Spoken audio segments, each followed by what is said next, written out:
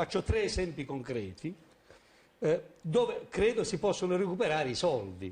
Allora, è vero o non è vero, leggo cosa dice la Corte dei Conti, che ci sono 200 miliardi l'anno di mazzette ed evasione?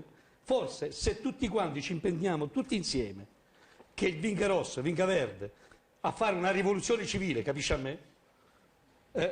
Se ci impegniamo tutti insieme recuperiamo 200 miliardi. È vero o non è vero che c'è quel signore che muore di fame? Forse se la prossima volta, invece di dare 4 miliardi al Monte dei Paschi di Sieni, che se ne è fregati e adesso siamo col sedere per terra, gli diamo la questione sociale, viene meglio? È vero o non è vero che abbiamo speso 15 miliardi di euro per comprare gli aerei da combattimento e che se adesso impugniamo questo atto e questo contratto forse risparmiamo quei soldi per investirli anche questi nel rilancio della piccola e media impresa, a cominciare dall'impresa giovanile, a cui basterebbe prevedere la non tassazione se apre una nuova impresa? 3 esempi concreti per dire che i soldi ci sono se da una parte si fa pagare a chi non li paga, dall'altra parte li si spende in modo oculato e non in modo dannoso e inutile. Con riferimento poi a questa questione degli aerei, io le cito 3, ritornerei a fare veramente il pubblico ministero. Vero o non vero?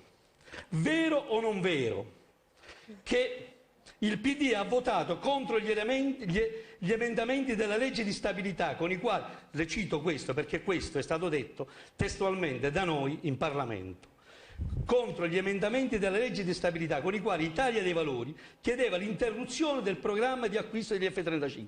Cioè noi abbiamo detto l'anno scorso interrompiamo questi acquisti. Il PD ci ha votato contro questo emendamento, le sto dicendo, carta canta su carta canta.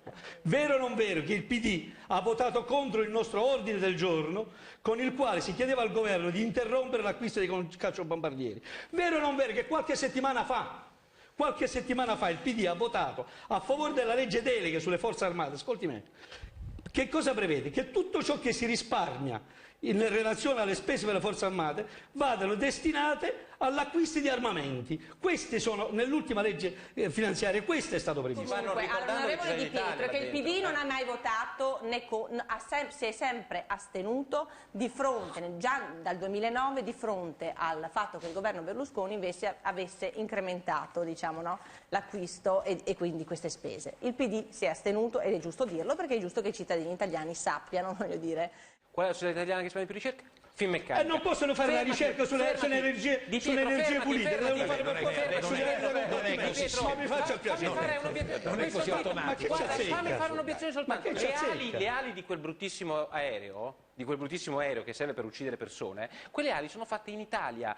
Bella roba, vantatene pure. Non poteva fare un investimento in energia. Una cosa, cioè dire a quelle persone che fanno quelle ali, a Finmeccaniche, 70.000 dipendenti, signori, per qualche anno voi non lavorate. Non è vero. Perché se ci sono gli investimenti in energia pulita, se ci sono investimenti in piccole e medie imprese, cosa stai dicendo? Fa soltanto quello? Voglio dire, Finmeccanica. Stai parlando ad uno che ha lavorato all'aeronautica militare per 7 anni e ha fatto il collaudatore, lo dica chi se ne intende, dei giroscopi sui vecchi F-104. Quindi stai parlando di uno che conosce la materia, ma molto più di te. Dico, quei lavoratori possono essere reinvestiti e utilizzati per la ricerca e per la produzione di energia pulita, di energia alternativa, di assistenza, di attività socialmente utili, cioè di altre attività, di piccole e medie imprese come Prodotto l'Italia. Ma scherziamo, per forza di aerei da combattimento dobbiamo fare.